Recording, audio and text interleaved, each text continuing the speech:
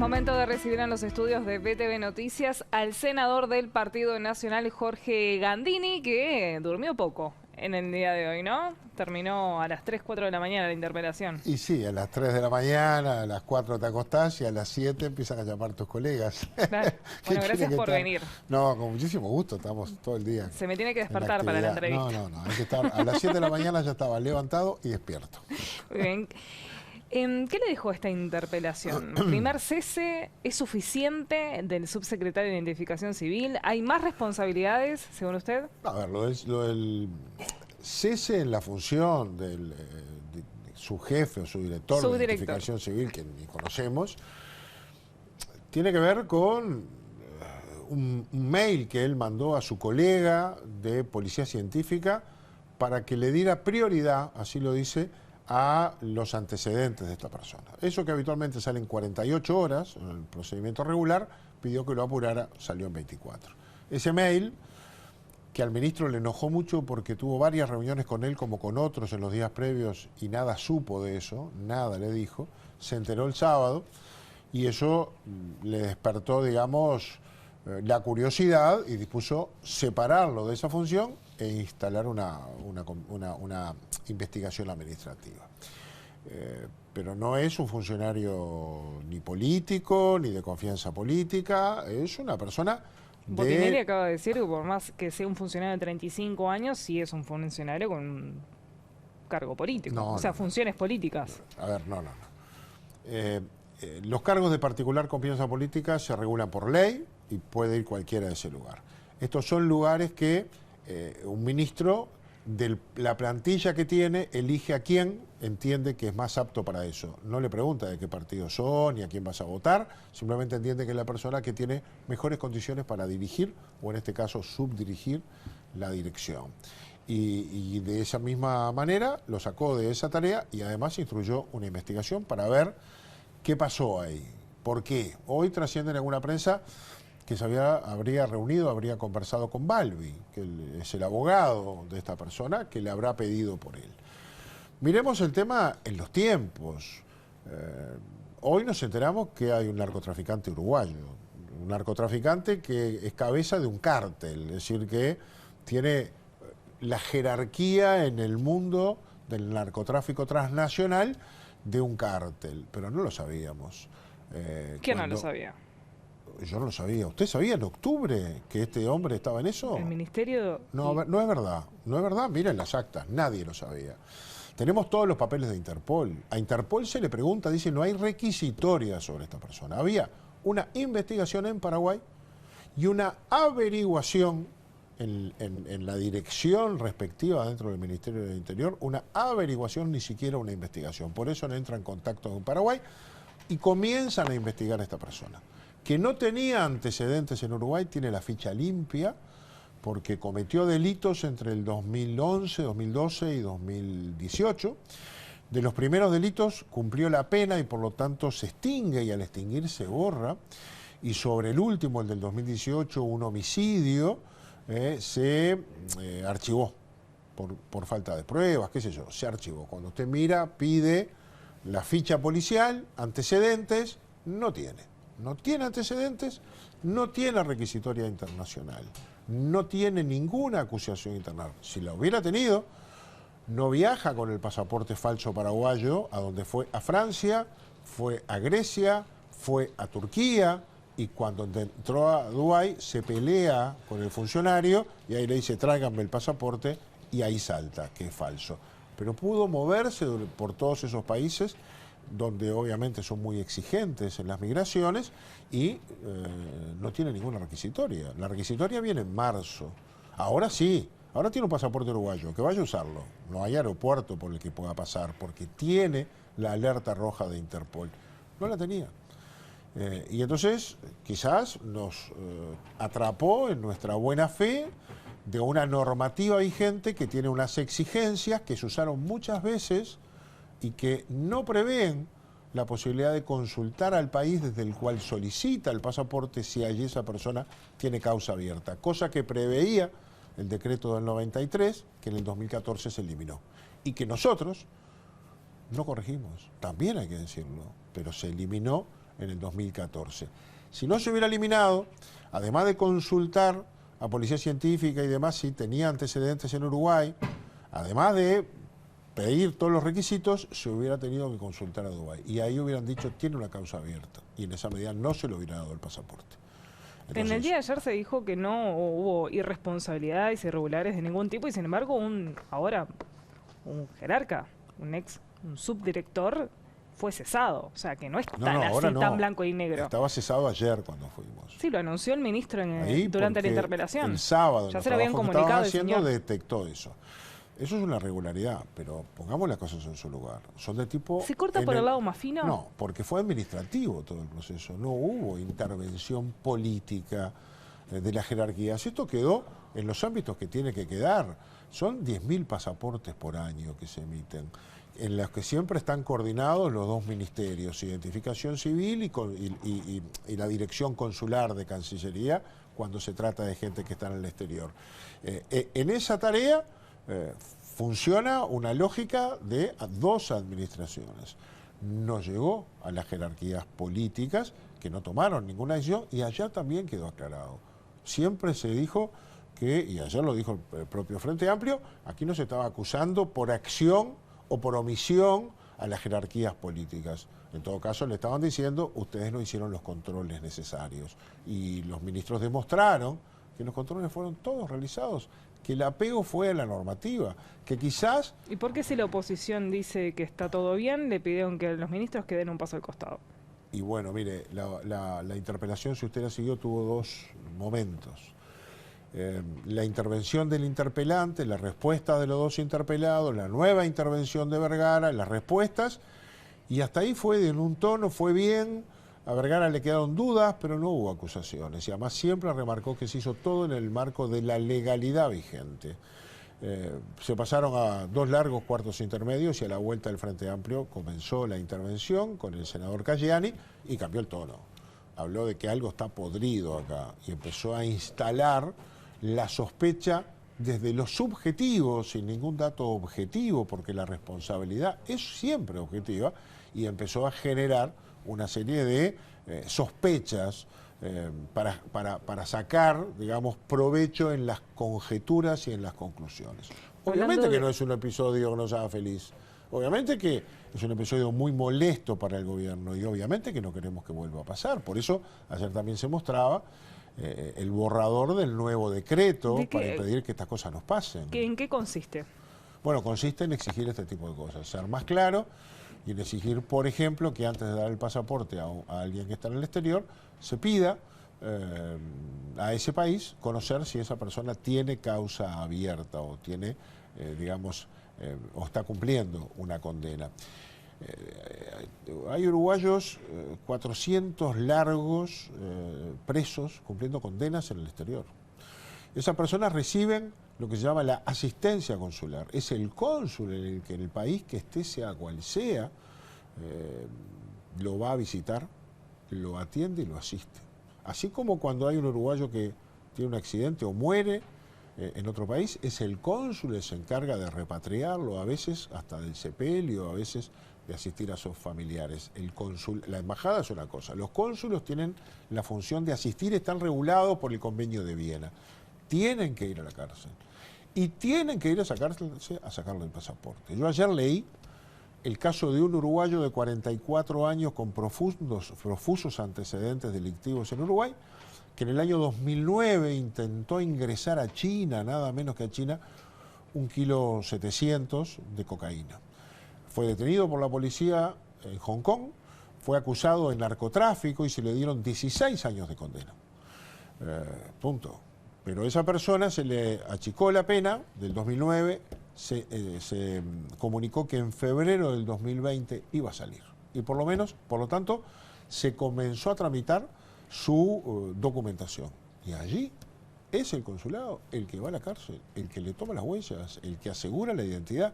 Y comienza un intercambio, que lo leí ayer, entre los consulados y la Cancillería. Y dicen, no tiene antecedentes en Uruguay, porque todas las penas las había cumplido, está limpio de antecedentes, no hay requisitoria internacional Y más allá de que esté cumpliendo la causa, se le tiene que dar el pasaporte, no la autorización para volver a Uruguay, que se le da viaje por una vez de retorno, pasaporte. Y se le emitió el pasaporte con fecha 15 de enero del 2020, unos días antes que terminara el otro gobierno. Y puse ese caso por las fechas, pero está absolutamente igual a todo este procedimiento. Entonces, lo que pasa es que ese señor después no nos enteramos que era un gran narcotraficante. Claro. No sabemos nunca más ni dónde está. Con este sí, porque este aparece involucrado a delitos y a tráfico internacional o transnacional. Pero para que la gente entienda, esta modificación de este decreto de que van a plantear... Es reponer de alguna manera lo que en el decreto del año 2014 se derogó. ¿Y eso no deja bastante un limbo para la gente que está en el exterior? ¿Muchos capaz que compatriotas que están en el exterior no pueden acceder a eso? ¿O los plazos son diferentes? No. Si están en el exterior y están cumpliendo, tienen una causa abierta, estén privados de libertad o no, pero tienen una causa abierta, no se le va a emitir el pasaporte. Como no era hasta el 2014. El decreto de 1993 impedía darle pasaporte a un uruguayo que estuviera en el exterior con causa penal abierta. Eso se derogó en el 93, quizás con la mejor intención para no perjudicar a uruguayos, pero nos generó estos problemas. Ahora vamos a volver a una reacción similar a aquella y ese uruguayo no va a poder tener el pasaporte. ¿Cómo lo asiste Uruguay? Si esa persona es liberada en ese país, se le puede dar lo que se llama el pasaporte de urgencia, que es el pasaporte por un viaje. Esa persona va a poder salir de ese lugar y volver a Uruguay. Y acá, si no tiene causa abierta, obviamente, va con la cédula y tramita su nuevo pasaporte. Pero no se le da un pasaporte para que ande por el mundo, como fue el caso del que le hablo de Hong Kong y como fue el caso de Marcet. Con ese pasaporte no salió de la cárcel, porque también se dijo ayer, y eso no es verdad.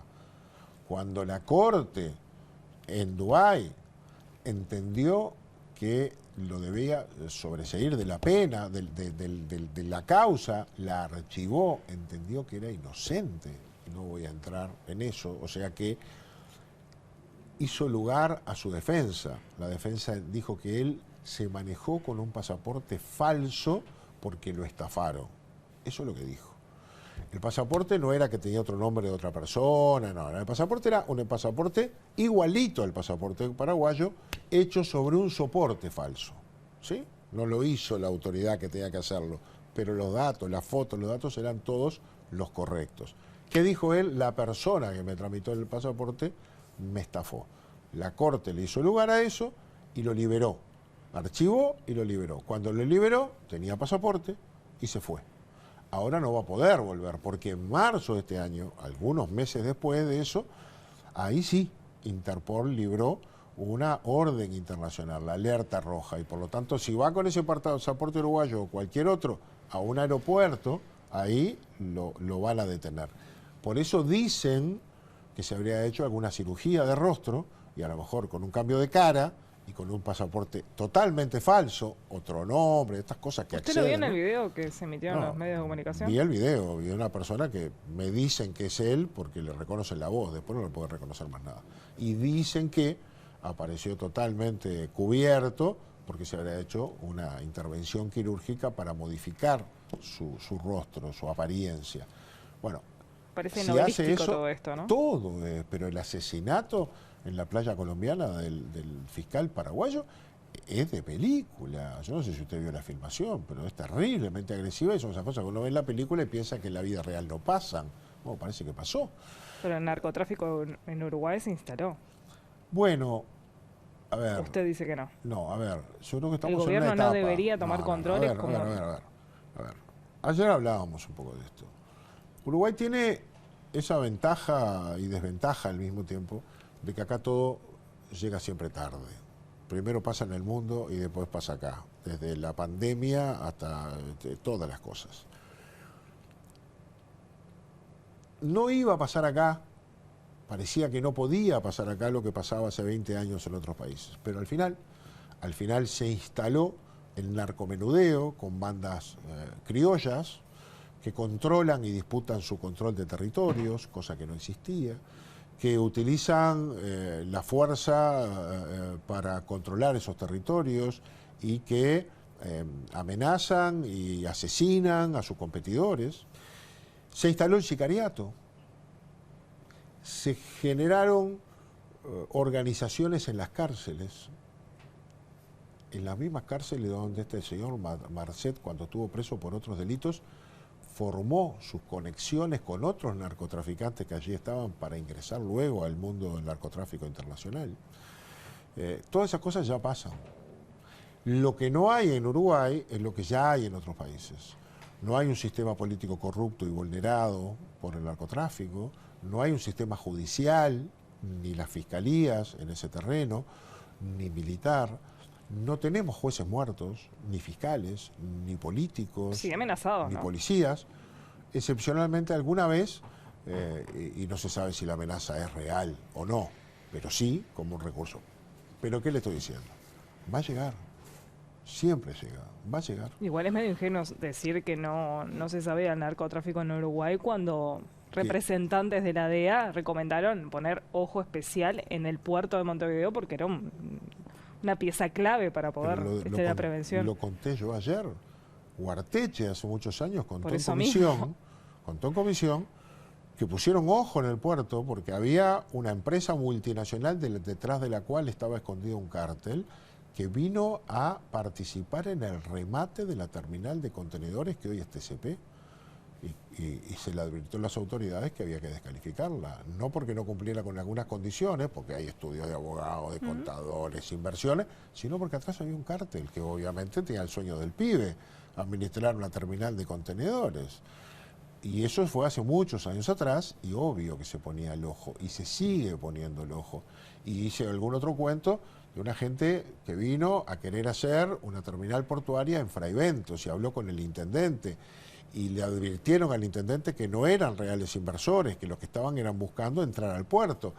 Bueno, hace años que se pone el ojo y hemos parado muchísimas cosas que no se saben, Pero no estamos en la etapa que están otros países vecinos, pero sí, siendo un mercado no atractivo por su volumen para el consumo, somos un lugar de paso muy atractivo para llegar a otros mercados que sí son importantes.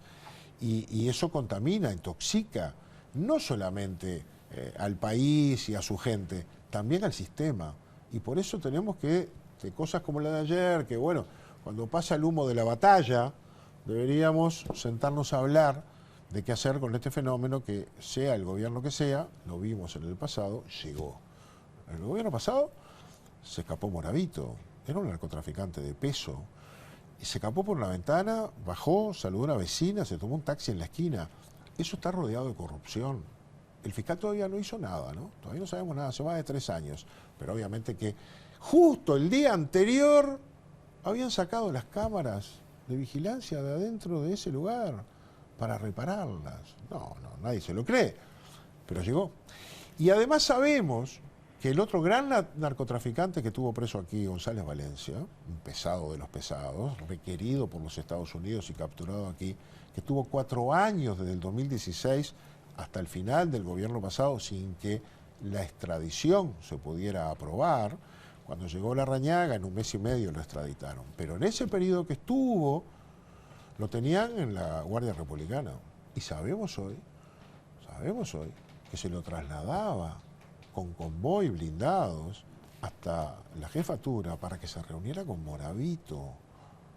Sí, para que visitara a Moravito. Y yo decía ayer, no eran pareja, ni eran visitas conyugales. Eran 2 pesados del narcotráfico que se reunían en la jefatura de Montevideo.